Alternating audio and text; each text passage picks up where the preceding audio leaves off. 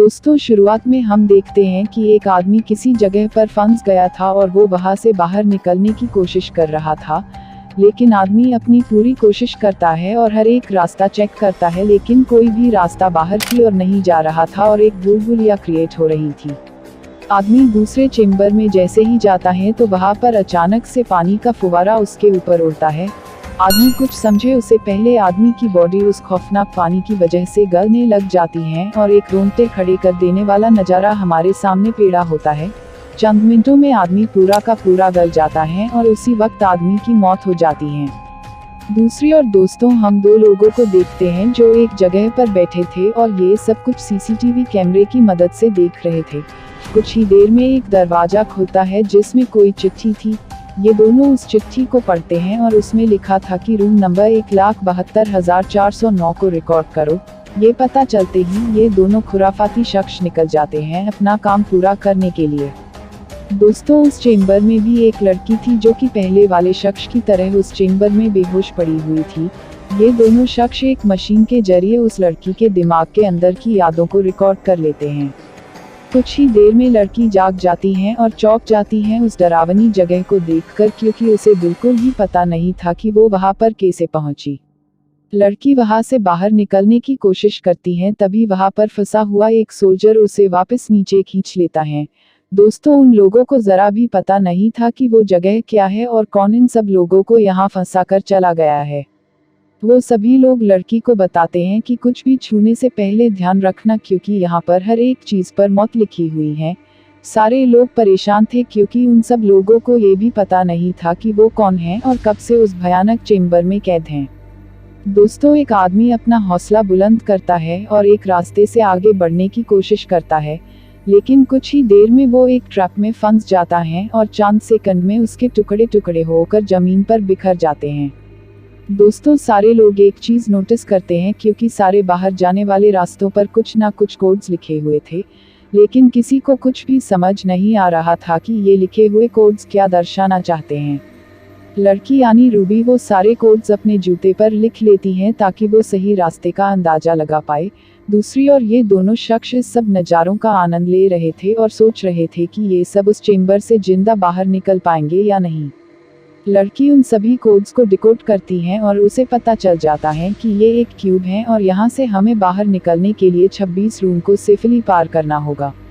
एक शख्स एक रूम को आगे बढ़ने के लिए चेक करता है वहाँ पर अपना जूता फेंक कर, लेकिन जैसा आपने अपनी स्क्रीन पर देखा वो रास्ता तो सीधा उन सभी लोगों को मौत के मुंह में ले जा रहा था, इसीलिए सारे लोग उस रास्ते को कैंसिल कर देते हैं। रिकॉर्डर का एक आदमी ये सब देखकर घबरा चुका था और ये सब बंद करने के लिए अपने ऊपर वाले लोगों से बात करने के लिए फ़ोन का इस्तेमाल करने की कोशिश करता है, लेकिन उसी वक्त उस फ़ोन पर एक कॉल आता है और इन दोनों को ऑर्डर मिलता है एग्जिट दरवाजे पर जाने के लिए, क्योंकि दोस्तों एक ओवन नाम का आदमी भी कई दिनों से उस चेंबर में फंसा हुआ था और वो किसी तरह एग्जिट रूम तक पहुंच गया था जहां से वो बाहर निकल सकता था।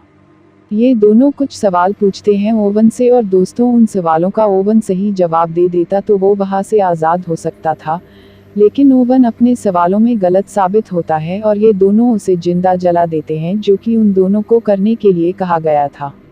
दोस्तों, एक रिकॉर्डर थक चुका था इन सब से और उसे रूबी नाम की लड़की बेहद पसंद आ चुकी थी, इसलिए वो उन खौफनाक चेंबर में जाने के लिए निकल चुका था रूबी को बचाने के लिए। हालांकि उसे भी एग्जिट रास्ते का कुछ पता नहीं था, लेकिन लोग कहते हैं ना कि प्यार अंधा होता है, ये रिकॉर्डर उसका जीता जागता सबूत है। कुछ ही देर में वो लोग आते हैं जिन्होंने उस चेंबर को बनाया था और वो सभी लोग वहाँ के सारे सिस्टम को ऑपरेट करने लगते हैं। दूसरी ओर एक रूबी और उसके साथी सेफ तरीके से आगे की ओर बढ़ रहे थे, लेकिन रास्ते पर एक लड़की जैसे ही जाती है तो वहाँ का दरवाजा बंद हो जाता है और लड़की अकेली आगे के चेंबर में पहुँच जाती है। कुछ ही देर में लड़की को नुकीली और बेहोश करने वाली किले उसके पैरों में घुस जाती हैं, जिसकी वजह से लड़की बेहोश हो जाती है। इस साइड दोस्तों रिकॉर्डर काफी जीनियस किस्म का आदमी था, इसीलिए वो अपनी पूरी कोशिश कर रहा था रूबी तक पहुंचने की और उसे वहां से बाहर निकलने की।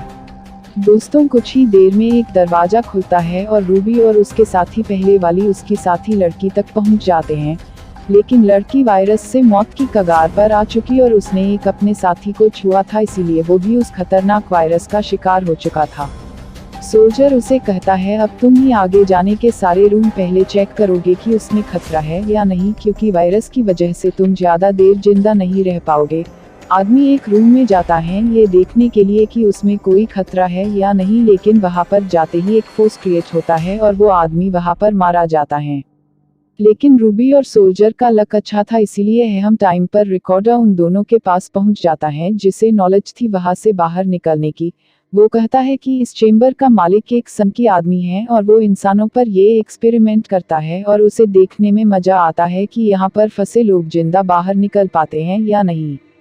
वो कहता है कि यहाँ पर 2 एग्जिट पॉइंट है जहाँ से हम बाहर निकल सकते हैं, लेकिन हमें सही एग्जिट पॉइंट को चुनना होगा, क्योंकि बॉस का एक एग्जिट पॉइंट है वहाँ से हम कभी भी बाहर नहीं निकल सकते।